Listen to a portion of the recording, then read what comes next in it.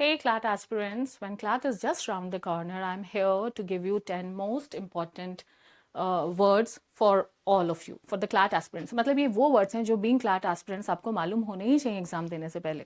So I won't take much of your time. In just 10 minutes, I'll try to give you some 10 most important words for CLAT aspirants. तो सबसे पहले जो दो words हैं that is ड्यूरस and इम्यूर. अब ये दो वर्ड्स मैंने एक साथ क्यों लिखे हैं वो भी बाद में बताऊंगी. फर्स्ट लेट अस सी कि इनको हम यूज कैसे करते हैं. लाइक ड्यूरस के लिए ही has confessed under duress and immure you don't need a jail to immure someone. People can be immure their own house. तो अब इन दोनों में कॉमन चीज क्या है, दोनों का मतलब क्या है. वेल ड्यूरस और इम्यूर दोनों का मतलब होता है किसी की विल के अगेंस्ट उनसे कुछ करवाना. सो व्हेन आई से ही हैज कन्फेस्ड अंडर ड्यूरस, इसका मतलब ये हुआ कि ये जो कन्फेशन है ये उसने अपनी मर्जी से नहीं दिया है. ये कन्फेशन उसने थ्रेट में आके दिया है, अंडर प्रेशर दिया है. And on the other hand when I say that you don't need a jail to immure someone, हमें जेल की जरूरत नहीं है किसी को बंद करके रखने के लिए. People can be immured in their own house. इसका मतलब इम्यूर का मतलब होता है किसी को उनकी विल के अगेंस्ट कहीं पे बंद करके रखना. जैसे जब बच्चे छोटे होते हैं, आई एम श्योर बहुत सारे बच्चों को, इनफैक्ट आप लोगों को भी बचपन में कभी ना कभी पनिशमेंट मिली होगी. कुछ भी गलत किया तो मम्मी क्या करती थी, बाथरूम में लॉक कर देती थी, है ना. बाथरूम में बाहर से लॉक करके एंड लाइट्स ऑफ कर देते थे. तो ये आप अपनी मर्जी से तो नहीं होते थे, यहाँ पे आपको अगेंस्ट योर विल आपको बाथरूम में बंद करके रखा गया. So he has been immured in his own bathroom.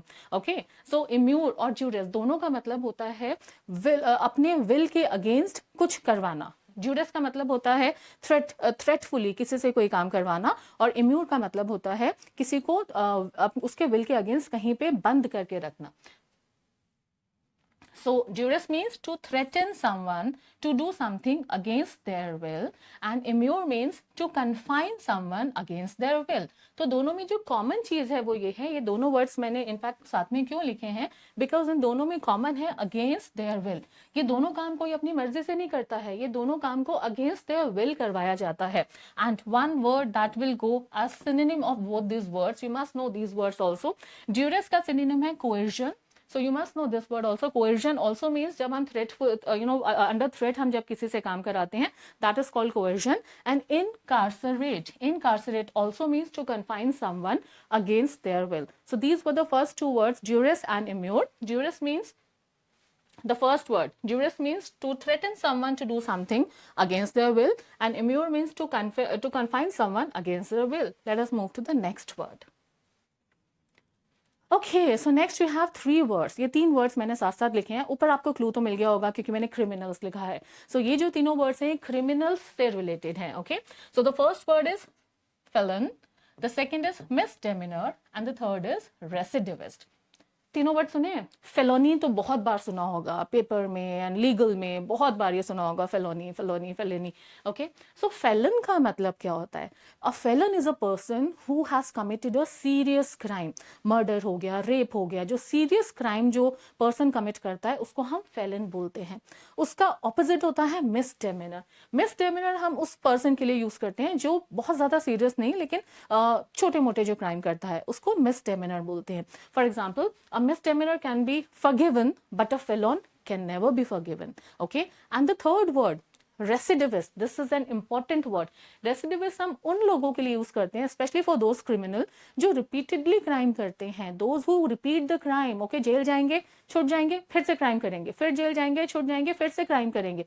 जो repeatedly, a person who repeats the crime even after being sent to jail several times, वो बाहर आने के बाद फिर वो अपना क्राइम रिपीट करेगा, उस टाइप के लोगों को हम रेसिडिविस्ट बोलेंगे. सो अगर सिंगल वर्ड में मैं तीनों वर्ड्स के लिए तीनों वर्ड्स को if I want to represent them, I can say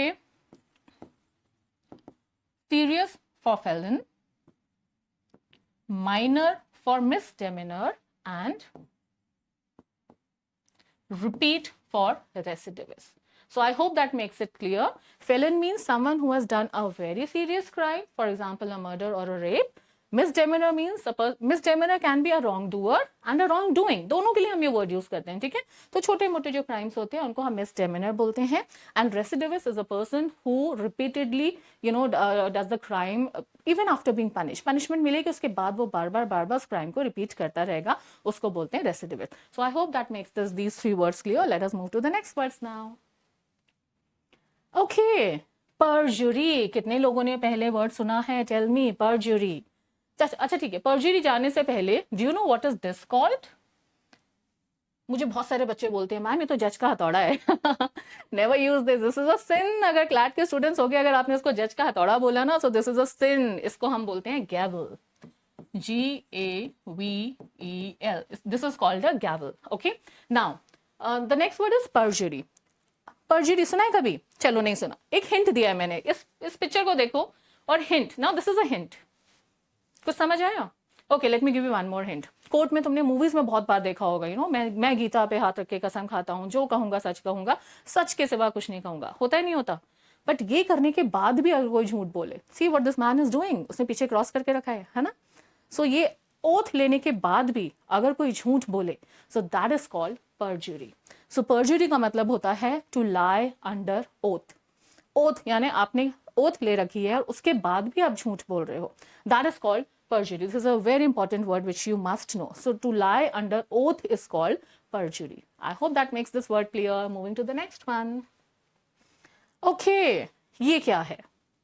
बहुत हम मूवीज में एंड क्राइम सीरियल्स में हम देखते हैं कि पुलिस बोलती है कि अच्छा आपने उसको देखा था, एक्यूज को देखा था, I just call a sketch artist, और आप उसके फीचर्स बताओ एंड फिर आप एक स्केच बनवाओ।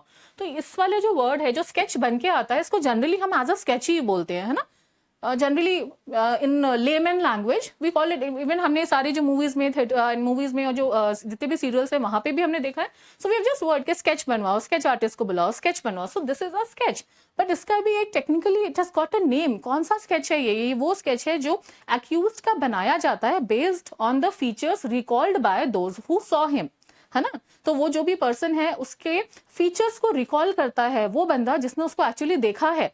वो बताता है कि अच्छा उसका आईब्रोज कैसी हैं, उसकी बियर्ड कैसी है, उसकी आईज कैसी हैं, उसका फेस का शेप कैसा है, उसके बाल कैसे हैं, and then they come up to this sketch. But इस स्केच का जो एक्चुअली नाम है, this sketch is called an identikit. What is this sketch called? This is called an identikit. So what is identikit? This is basically a picture of a person, especially one sought by the police. ठीक है? तो जिसको police ढूंढ रही होती है, ऐसे हर किसी का नहीं। A picture of a person, especially one sought by the police, reconstructed from typical facial features according to witnesses description. यानी जो विटनेस होता है वो जो डिस्क्राइब करता है उसके अकॉर्डिंगली जो स्केच बनाया जाता है एक्यूज्ड का या जो भी एलिज्ड पर्सन है उसका जो स्केच होता है उसको हम बोलते हैं आइडेंटिकिट। ठीक है? So now onwards being classed aspirants don't use the word sketch, you should call it identikit. Okay, chalo, let's move to the next word now. Intestate. Now let me tell you before I move on कि ये जो word है यहाँ पे intestate, this is the major reason for disputes between or among siblings, family members. चलो ये hint है तुम्हारा, अब guess करो क्या होगा intestate।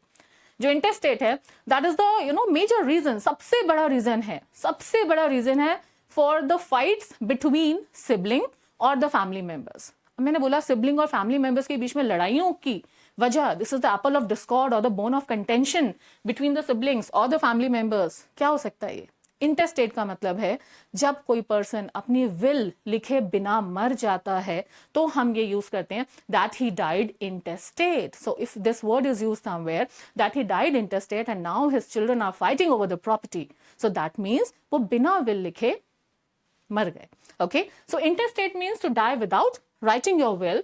एंड सिमिलरली टेस्टेट क्या होगा? अगर हम इन हटा देंगे तो टेस्टेट क्या बन जाएगा?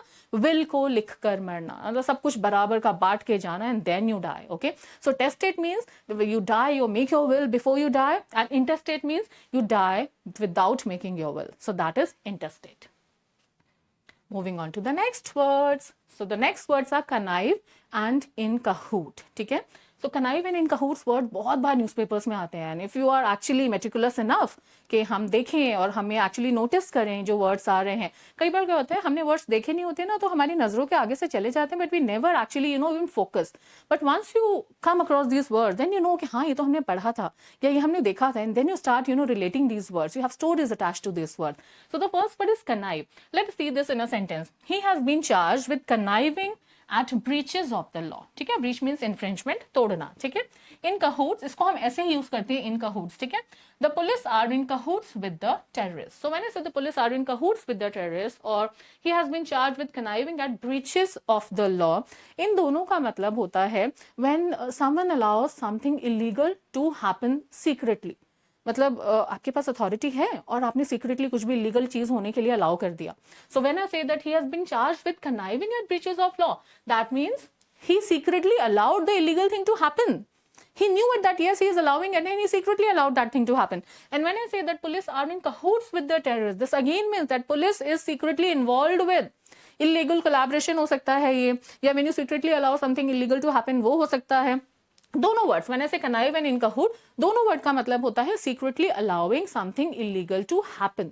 ओके, यूज कैसे करना है? कनाइव को हम एज इट इज यूज करेंगे और कहूट्स को हम हमेशा इनके साथ करते हैं, इन कहूट्स with.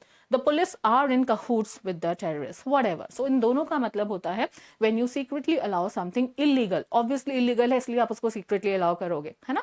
So when you secretly allow something illegal to happen, that is called connive or in cahoots. So I think that were your 10 words for the day. So before I end this video, let's have a quick recap. Okay, duress and immune. Duress का मतलब होता है थ्रेटफुली किसी से कुछ चीज करवाना. Immune का मतलब होता है बिना पर्सन की विल के उसको कहीं पे बंद कर देना. To confine a person without his will is immune and to threaten a person to do something is duress.